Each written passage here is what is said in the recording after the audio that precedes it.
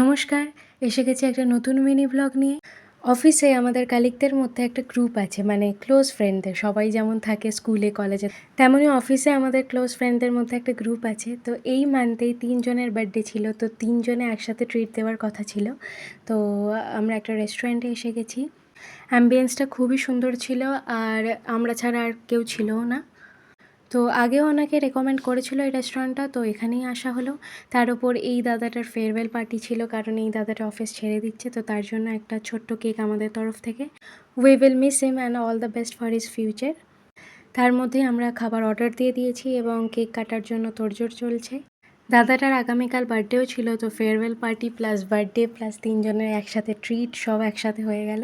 তো কেক কাটার পর আমরা সবাই কেকটা এনজয় করলাম এবং ততক্ষণে খাবারও এসে গিয়েছিলো। সেটা হচ্ছে চিকেন ড্রামস্টিক আর তান্দুরি রুটি আর চিকেন ভর্তা। তো আমরা খাবার এনজয় করলাম, অনেক অনেক ছবি তুললাম, আর দিনটা এভাবে শেষ হয়ে গেল। তো দেখা হচ্ছে নেক্সট ভিডিওতে।